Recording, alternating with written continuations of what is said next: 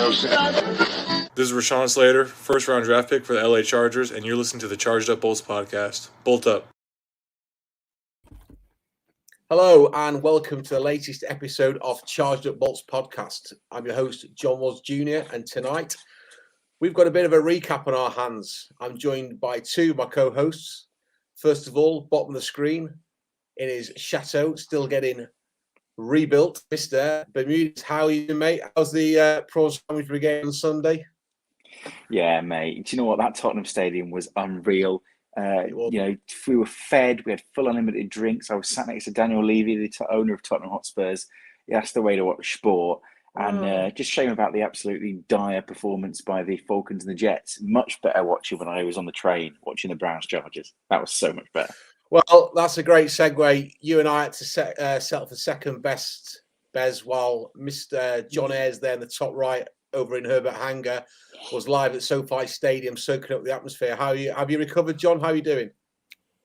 Well, I just no, actually my voice is okay. I'll say this. I had to do an orientation yesterday, and I was talking for multiple hours, and my voice was just shot. So I had to apologize to the guys in advance, but it was a tough day for the throat because I was all up and down that roller coaster of emotions the entire game. So I'm feeling good today, though. So let's talk hear about it. So I don't even know where to start. 47-42. It was like the heavyweight bout between Fury and Wilder on Saturday night. Absolutely crazy. The Browns, ton of respect for the Browns, ton of respect for what Stefanski's doing up there. You know, they came, they played hard, but the X factor was Justin Herbert. It's as simple as that. You know, some great plays on both sides. Defenses, I don't know what that's going to do to DVOA. I've not checked. My head's still a mess. Yesterday, I felt like I'd been through a washing machine of some sorts. It was such an emotional roller coaster. We've lost Bez there. But it was absolutely crazy. I mean, one of the things that I took away from that game, John, was the blocking. Some outstanding blocks by Keenan Allen, by Gabe Neighbors, Mike Schofield. I mean, you know, it was an all-round good performance on the offense. And look, I don't think you can look too much into the defensive side of this because the same with the Browns. It was two offenses that played lights out. I mean, the fact that we scored 26 points in the fourth quarter, and then you step back 12 months, 11 months, that shutout against Tampa Bay, it just shows you how far this team's come. I'm going to go to you first, Bez, because I know you've got to shoot at halftime. Mate, it was just unreal. What a game, because I was watching some the college game on Saturday that was absolutely unreal. Then I stayed up in London to watch Wilder Fury, which is one of the best boxing fights I've ever seen. Then I had the misery of watching the Jets and the Falcons. Then I got back up to the joy of watching one of the greatest NFL games I think I've ever seen. I'm so jealous of John. And you're right. The thing is some of the teams at their best, you look at Mahomes, it's not about the defense. The defense turns up and gets turnovers at times. But it was more about, I'm going to outscore you. I'm going to just run down that field and put points on the board again and again. You can't stop me. I'm going to do it. And Herbert's offense, they just had no fear. I know there's weaknesses in our defense. We have to fix it. Browns, targeted they were our kryptonite with a great running game against what is quite a poor run D that we have. And I thought we were well below par on defense, but it doesn't matter because Herbert's going to outscore you. And you just look at it, you think, yes, all right, Herbert's going to score again. I never felt fear that he wasn't going to march down the field and put points on the board. Am I wrong? Was it not the same feeling in the stadium, John? It was, it's hard to describe what was going on in that. I mean, like I said, the best way I can describe is roller coaster of emotions. I mean, literally the ups and downs. Like you said, when things were going right, it's just electricity. I mean, literal electricity in the air. When things were going wrong, you could definitely feel uneasiness, especially that missed extra point. Like you said, all these things going on. The missed extra point was like a deflated balloon. We were just like, what the F, not again. I don't know about you. I don't know if you could hear me on the broadcast, but literally every time they scored, I was yelling at the top of my lungs, go for two. And they did. They did a couple times, but not enough. Like literally, why are we kicking extra points? I mean, I saw someone online do the math on that. I don't know if you saw that tweet, but they said like, okay, extra points converted about 94% of the time or something like that, right now in the NFL. So that's theoretically 94 points off extra points. The average right now is about 70% or something like that. 70%, we'll call it 70%, maybe less than that, for 2-point conversions. But if you take 70 times 2, that's 140 points, right? So again, what's that number? If you're trying to get to 90, if you're trying to get to 100, you just have to convert 50% of the time, and you've matched. If you go for it 2 and you get it 50% of the time, you've scored 100 points. If you go for it 1 and you convert 94% of the time, you're scoring 94 points. Well, guess what? Well, actually, I haven't looked at it. I meant to look this up, but I was just too upset to look it up. I don't actually know what our PAT is right now. I think it's something. It's got to be somewhere close to like 70%, 80%, right? Like it can't be that high because Vizcaíno's missed a lot of extra points. So based off that, we only need to convert at about a 45% clip on 2-point conversions to make it worth our while just to go for 2 every single time. Like, I mean, they've got the memo to get on 4th down every time. Why not just go for 2 every time? Like that's easier. It's only 2. It's only 2 yards. Let me ask this, John. Do you not think the end of kickers in the NFL is coming? Do you not think actually Staley is leading the revolution on what is a new NFL? Why do you need kickers? They're unreliable. You only get a point. Go and get yourself 2 points. Make it an 8-point touchdown every time you can. I like your numbers, and I'd say get rid of kickers. Joe Fernandez, thanks for tuning in, Joe. He's made a good point there. Roller coaster. He had faith in the team and the Bengals game vibe from 2006. Now, prior to going an hour, speaking to John, I was trying to do a live post. So at full time, I was going to publish to the chargedupbolts.com website, which I did. I had a meltdown. I rewrote that 4 times. And keeping faith, I was like, well, we're not going to come back from this now, surely. Especially when we missed the extra point and we were 41-42. And what happened? It's just like, and this is the best thing about the NFL. You just do not know. Look at the predictions in the run-up to this game. I think I had, 21-10 or something like that, or 24-10. It was all low scoring. Yeah, not one person on the planet predicted 47-42. No, and if you my record's gone as well. Was your record? Thank God, your record's gone. Yes. But look, you want to talk about stats and that? Did you see that stat? 400-0. Have you heard of that stat? Yes. Teams are 400-0 when they score 40 or more points and they have 0 turnovers. Well, now 401. 401 because the Bengals, or not the Bengals, sorry, the Browns. They're orange. They're from the general area. I don't know. They're the same team, I guess. Both of them have overrated quarterbacks. True. Oh, sorry, had to put it out there. They're the only team ever to lose like that. So Brown's gonna Brown, I guess. I mean, look, I want to talk about the Browns for a little moment. Myles Garrett, absolutely love the dude. I was explaining to my wife on the run up to the Tottenham game why I would take him on the Chargers roster. He had some great battles in the trenches with Rashawn Slater, who I believe gave up 2 sacks, his first, and it's understandable. But I would love to sit down for 5 minutes and just have 5 minutes with Myles Garrett and say, what was it like going up against Rashawn Slater? Because I believe after the game he made a comment asking the rest of the fullbacks and whatever, stop doing chip blocks, don't do it, just let me handle him on his own. I mean, that's crazy. Most left tackles or right tackles are going to be going, look, give me some help, guys, on the edge. Slater's like, stop doing the chip blocks. Let me deal with him. I mean, that just says it all for me. Well, I mean, in fairness, sorry, go, John. I mean, that's great. That's great. But in fairness, just so that we're clear, the reason he said that was because the chip blocks, the timing in which they're happening, and part of this is because Myles Garrett is such a beast and he gets back there so quickly, is you're not giving your offensive tackle enough time to get into his pass set properly. And because of that, it creates awkward angles and creates it hard for him to make that initial contact and get kind of like a nice print on them. So I'm just going to say that it's not necessarily that he doesn't need them, but he just realized that he was more effective without him. But still, I suppose my point you would even say that is good. Yeah, I suppose my point is he's a rookie. He's only played 5 games in the NFL. At that point, he only played 4. And for him to have the moral courage to say, look, lead me to it, I think that speaks volumes for the individual and how he approaches the game and his own belief. I mean, we just saw, on both teams, every play, on both for both teams on both sides of football. Every player was fighting for every yard. And if you look at the final touchdown when Eckler's rolling around and trying to burn down the clock, when he gets into the end zone, do you see any of the Chargers celebrating? They're absolutely gassed.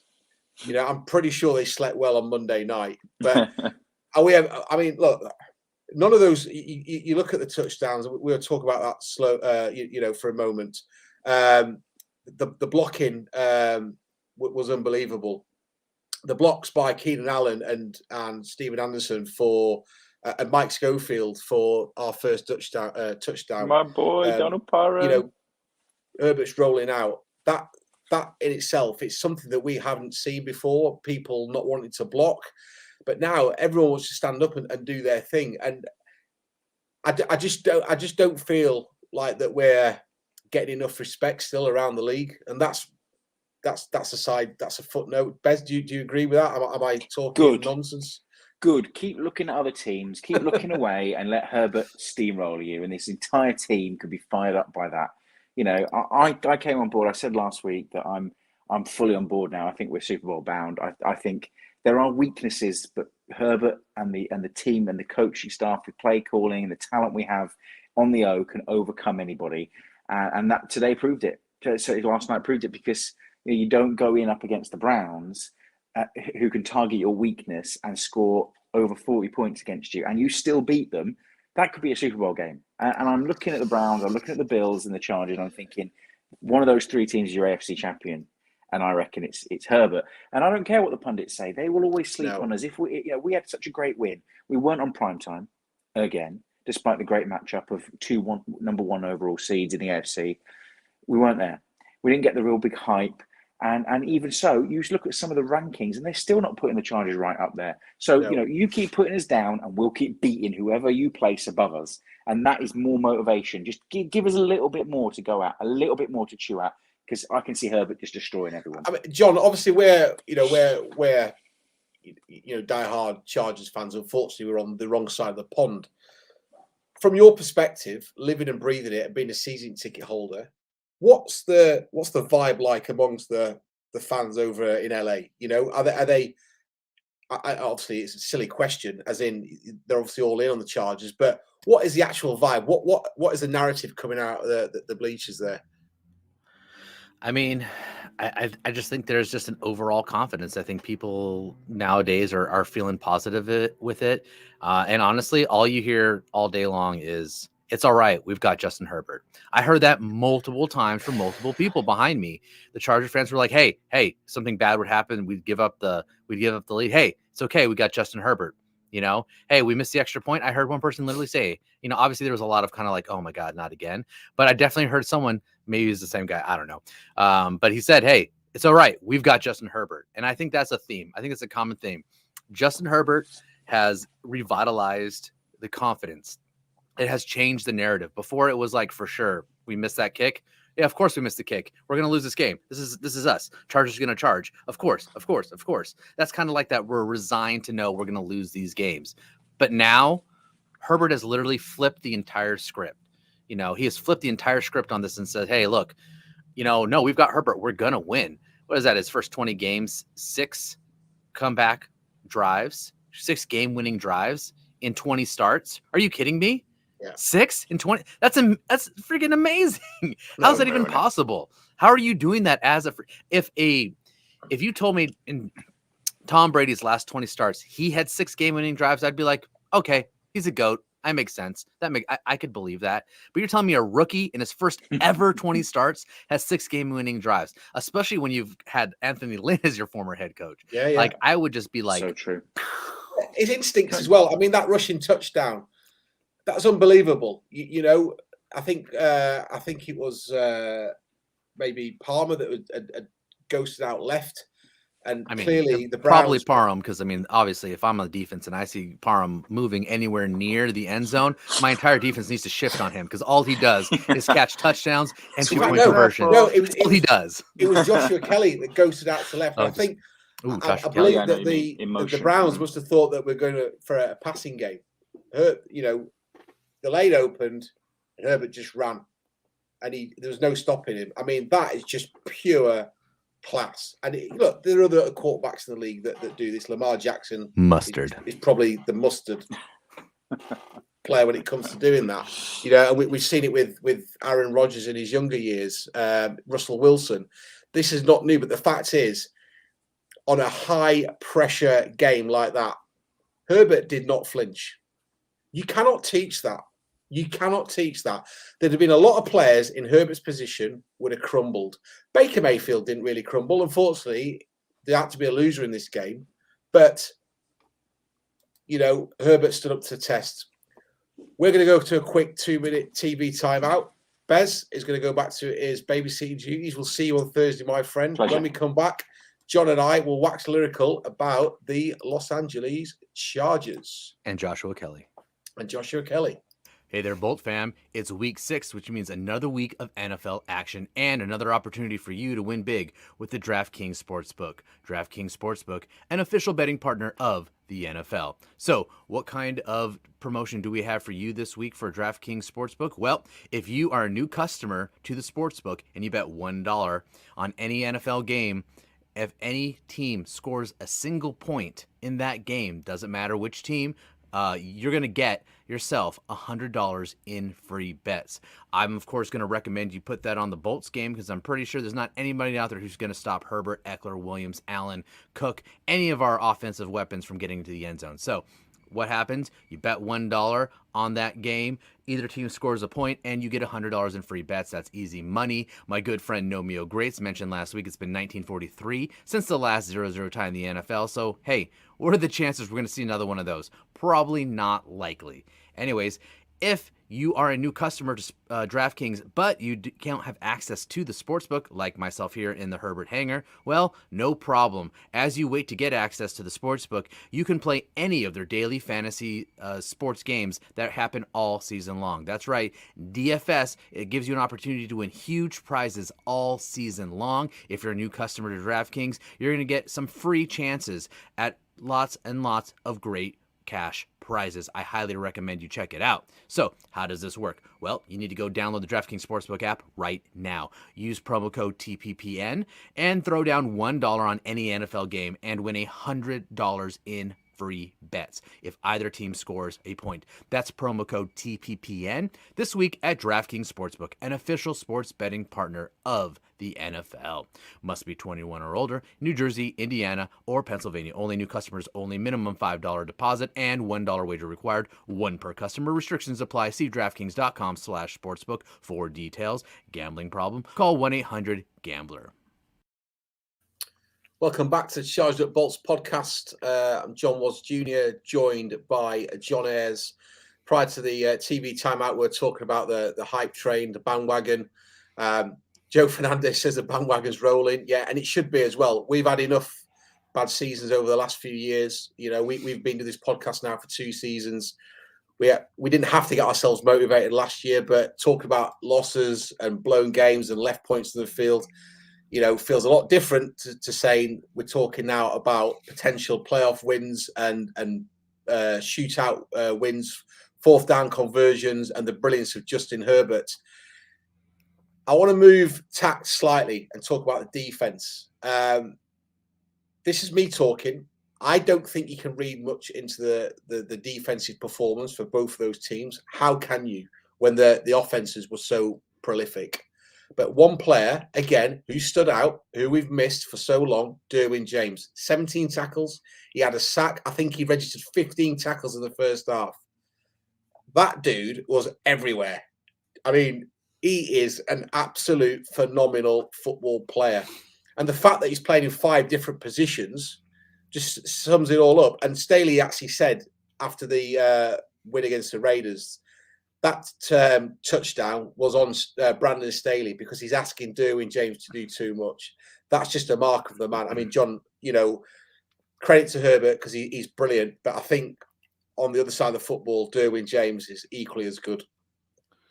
Yeah, I mean, Derwin James, I know it's tough to talk about a defensive player when your team gives up 42 points. I get that. But, I mean, this game could have been much, much more out of reach and not even have an opportunity for Herbert to bring him back if it weren't for the play of Derwin James. I mean, as you said, he was all over the place. every time we stopped and looked up at a tackle, I mean, Derwin James was either the main tackler or he assisted in the tackle, or his nose was right there where the tackle was being happened. I mean, he was literally all over the field. He was literally involved in almost every single play that was occurring, and it was crazy because I mean, I honestly, obviously, I'm looking at a lot of things. I'm watching to see what the defense is set in. I'm watching to see what the offense is set in. I'm watching to see player movement, just trying to get some keys and ideas of what's going on in that play. And I'm watching all this, and I probably should just play the game of where's Derwin James on this play. Where does he start pre-snap? Where does he motion to? Because he's usually moving around. And where does he end at the time of the snap? What's he doing? And then finally, when the play is over, where did he end up? And because that would be a heck of a game to try to follow that around, because he is constantly moving. He is constantly in different positions, giving different looks. He is constantly giving the offensive line something to think about at all times, because he is just everywhere. And it's insane. It's insane the amount of field coverage he can make. I mean, you see him on one sideline go 3/4 of the way across the field in what felt like a half a second to make a tackle on a runner. Like, it's insane to see him move that fast, hit that hard. I mean, it's just really, really crazy. I mean, there's the one where the one that I thought was most impressive. And again, this is not necessarily a great play for him because he got busted for that horse collar tackle, but he was basically being manhandled and, in my opinion, maybe held by a blocker. And he basically threw that person off of him and then one hand grabbed it was either Chubb or Hunt and wrangled them down. Yes, again, it was an illegal tackle. Okay, whatever, is a penalty. But the fact that he was able to have enough strength and speed to get into position, basically be held, throw that blocker off him, and still make a one-arm tackle on a defender who nobody else could seem to tackle all day. I mean, that's an amazing, amazing talent, in my opinion. It's as if Derwin James is playing, trying to make up for the games that he's missed over the last few seasons with those unfortunate injuries. I wouldn't trade Derwin James for 50 first-round picks, quite frankly. He's that good. And, you know, the fact that we're able to play him in different positions, he's only going to benefit us because, look, all due respect to the rest of our schedule, we're not going to play the Browns and Chiefs. Well, we're going to play the Chiefs again, but we may play the Browns in the playoffs, but we're not going to play those caliber teams every week. You know, we've got some games coming up that should be, I don't want to say comfortable because this is the NFL, but we're not going to be put under the test as much as what we have been in the last 2 or 3 weeks. And it's testament to the Chargers, the way they've approached those games and come out of it at the end. And I'd love to know how the players are feeling today because they're going to be sore. I mean, that was a really physical game. But I know, John, you want to talk about your man Kelly, don't you? You know, again, I'm not gonna talk about it too much, but I was impressed to see the kind of run that we got out of Kelly out there. He looked like the kind of back that we had signed out of UCLA. He was running with some more confidence. He seemed to have a little bit better vision. He seemed to have that power speed combo. Again, not an immense amount of power, not an immense amount of speed, but somewhere right in the middle. Like, I think he's faster than Larry Roundtree, and I think he's more powerful than Justin Jackson. So I think he's that nice combo. Like, to me, it should really be a three-headed beast with Justin Jackson coming in every once in a while to give breathers to Eckler. But I think you've got Eckler as that dynamic, explosive guy. I think you've got Roundtree really for the really short yardage, like I'm going to power through you situations.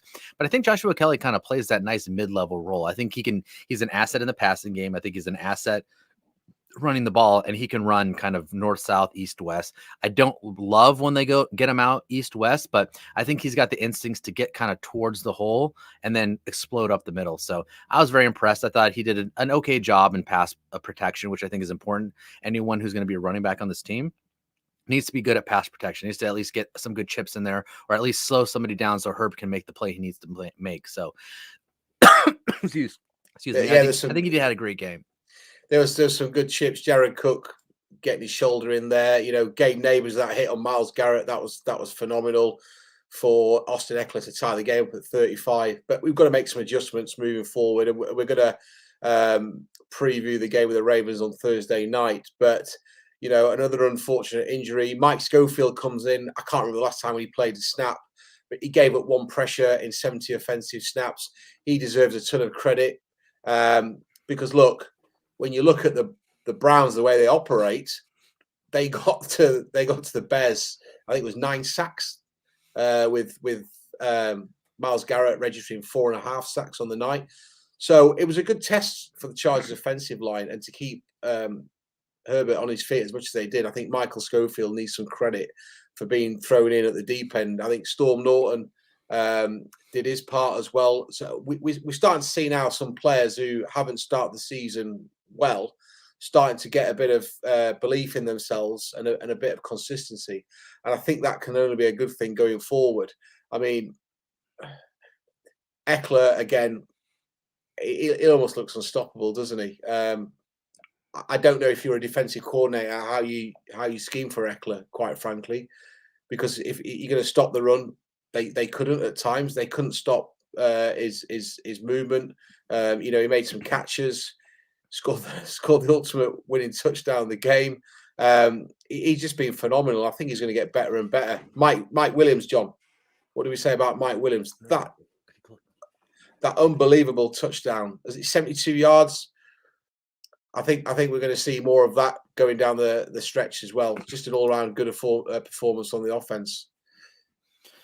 Yeah, I mean, again, I agree with you. I think Schofield definitely deserves a lot of credit here for coming in. I mean, obviously Ibushi has actually been very solid, and I think we all kind of saw him when he got signed. He wasn't like some big headline worthy signing. I think he was just kind of a guy to compete, but I thought he won that job pretty fair and square, and he's done a really, really solid job at the position. So losing Ibushi for any amount of time is tough, but I think Schofield just stepped right in, next man up, and has done a good job. So our right side of our line is a big question mark right now. We're gonna have to start Schofield and Norton until Balag and Ibushi are back. I think Ibushi might be done for the season. Is that what we said? Yeah, I think the ACL tear. So yeah, he's done.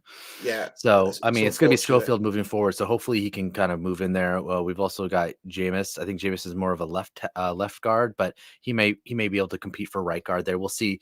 I guess it'll just kind of depend on what they see in practice and what they want to throw out there. But between Schofield / Jameis and then Norton, our right side is going to be tested against the Ravens for sure. But I thought that they held up to that first test of the Browns really, really well.